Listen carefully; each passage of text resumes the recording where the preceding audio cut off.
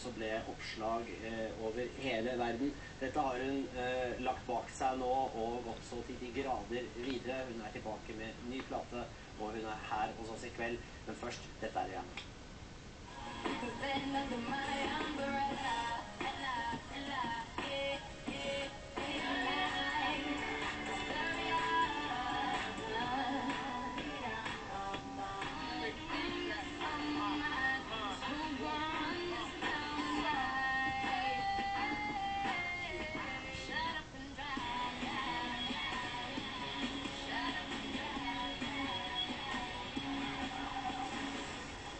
This is Rihanna.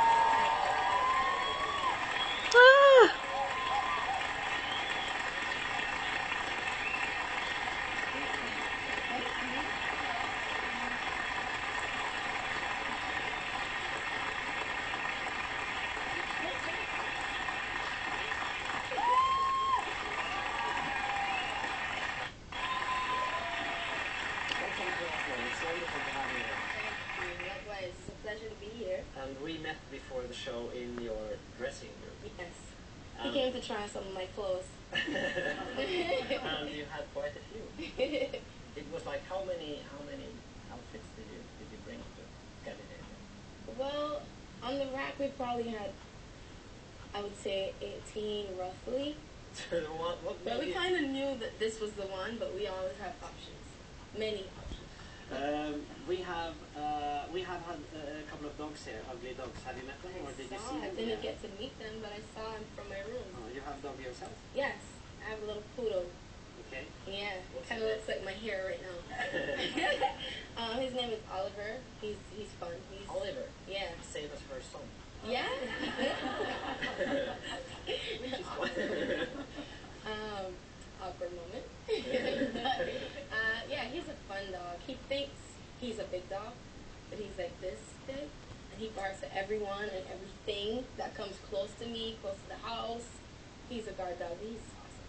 So who gets to walk your dog? Do you do it yourself? Or? Yeah, I love to do it. I love playing my dog. My dog, he hates going for walks. He just likes to run outside and escape. Then he comes out like 10 minutes later, and then that's when I realized he ran outside. Does Rihanna like also pick up the, with he's trained to go inside. Inside? You don't want that inside. Oh, well, he has his own little, what do you call it, wee-wee pad? Like a cat? No, not a box. It's just like a sheet of paper, and they're trained to go on that, and then you just ball it up and dump it. It's easy. It's much easier than walking. So it's not like you have an entourage for the dog? No, of course not. Because you have quite an entourage here when you're traveling around. Not really. Only hair, makeup, clothes, and my assistant. But mostly. These people have been traveling with you or working with you, some of them since you were 15 years old. Yes. Is it like a family? Yes, absolutely. And even the ones who haven't been there since the beginning, we all feel like family. A bunch of women. I spend most of my time with women in my dressing room. Talk about everything. It's like Sex in the City. So what kind of boss are you? I mean, you probably have to ask them, but I think I'm pretty fun. I don't think of myself as a boss. I actually look up to them. They're all older women, older than I am, and have more life experiences. So I learn a lot from them, but we just try to keep it light and fun, not too serious, because it doesn't make sense if you're not having a good time. Still, you seem very much in control on your latest album, Rated R. It's really well. You wrote many of the lyrics yourself. Yes. Well, I work with a lot of different producers and a lot of different writers also, but this time it was definitely a different process. I definitely had a lot more control rather, but we just wanted to take it a different route. We didn't want to do the same way where I just go in and listen to songs that I like and record it, because I had a lot to say. It came from a different place. It was really personal, so what's the sense of making a personal album if there's no input? And how come personal? Pardon? How come personal? It was just the state of mind that I was in at the time. But it's dark. Pardon? It's quite dark. Well, that's the state of mind that I was in. I wanted it to be authentic. I wanted it to be honest. I didn't want it to seem like something that was forced or anything that people expected me to do or what they wanted me to do, you know. You're only 21 years old. Yes. And yet you've had more good experiences and very bad experiences than many 21-year-olds have. Mm-hmm. Do you sometimes feel older than 21? Yes, a lot of times. A lot of times. I mean, you take on the persona of an adult because you have to make a lot of adult decisions. It's a career that I have a lot of control and a lot of say in, so it's not a children's industry. So you have to act like an adult and think like an adult. At times feel like one.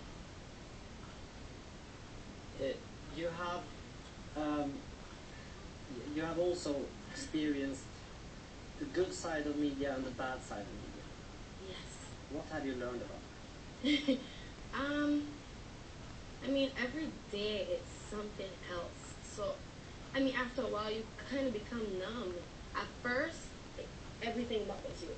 At first, it's like, oh my gosh, you wish that you could tell the truth, that you wish you could let people know the real thing. But after a while, you just give up. You can't keep chasing it. They'll keep saying it. So you just have to live your life as though they don't exist. But regarding what happened to you last year, you chose to give your version. You chose to talk about it. Is that because you felt some kind of responsibility towards your fans, towards younger I would have had to I would have to talk about it sooner or later. But I chose to talk about it at the time that I wanted to, when I felt comfortable, when I felt like I could do it, get through it without breaking down. When I felt like I was almost past it. And the real reason I spoke about it was because I owed it to my younger fans. Little girls who were going through the same thing as I did and needed someone, a voice, who needed a voice. They were looking at me like, okay, what do we do? What do we do now? You know, now that we know we're not alone. But so you sort of feel a responsibility to behave in a certain way because you are watched. Actually, you feel the pressure. Actually, you know what? Being a role model, you know, everyone has their own definition of a role model. For me, I'm 21, so I'm going to live my life like I'm a 21-year-old. I'm going to dress like I'm a 21-year-old. I know I have a 5-year-old fan at home, but I can't live my life like a 5-year-old because I'm not 5. But at 21, for a 21-year-old to see the way I act and see the way I dress, that's fine. And I can only be a Rihanna model because that's who I am. I can't please everybody. It's too hard.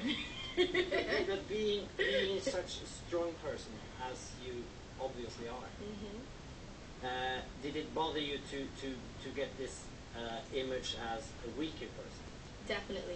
Definitely. Being labeled as a victim was the hardest part for me.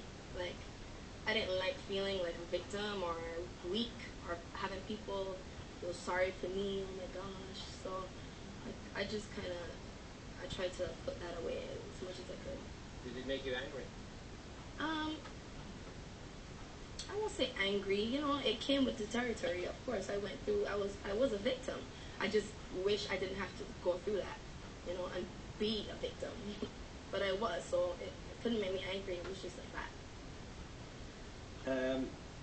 You said one place you said, I went to bed as Rihanna. I think this was a wonderful line. I went to bed as Rihanna and I woke up as Britney Spears. That's what it felt like. Do you feel back as Rihanna? It'll never be the same. It will never be the same.